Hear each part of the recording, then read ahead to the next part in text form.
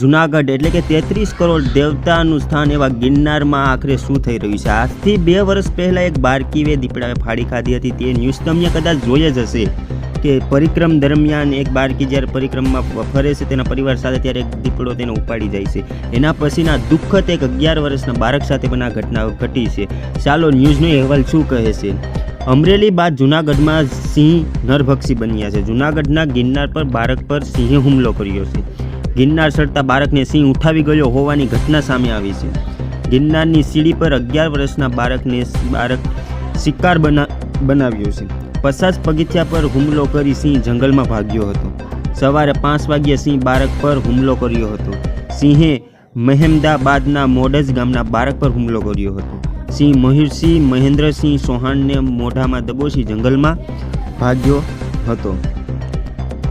કુટુંબી કાકાની સાથે બાળક સીડી ચડી રહ્યો હતો ત્યારે સિંહે હુમલો કર્યો હતો. હજુ સુધી બાળક મર્યું નથી, પરંતુ બાળકના માનવ અવશેષો મળ્યા છે. ઘટનાને પગલે પરિવારજનોમાં શોકનું મોજું ફરી વળ્યું છે.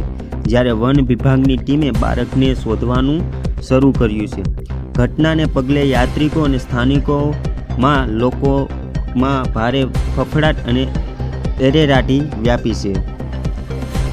બીજી બાજુ ઘટના બની ત્યારથી 2 કલાક સુધી RFO સ્થળ પર ન પહોંચ્યા હોવાનું પણ કહેવાઈ રહ્યું છે. જ્યારે બાળકના પરિવારની માંગ છે કે ગિરનારની સીડી પર ખરેખર લાઇટ સહિતની વ્યવસ્થા રાખવી જોઈએ.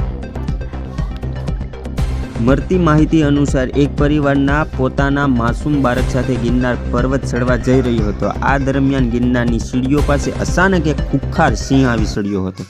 પરિવાર કંઈ સમજે તે પહેલાં જ સિંહે માસૂમ બાળક પર તરાપ મારી દીધી હતી. સિંહના અચાનક થયેલા આ હુમલાથી આખો પરિવાર સ્તબ્ધ થઈ ગયો હતો અને શિશિયારી કરી મૂકી હતી. જોકે સિંહ બાળકને પોતાના મોઢામાં દબોચીને સીધો ગિરનારના ગાઢ જંગલ તરફ ભાગી છૂટ્યો હતો.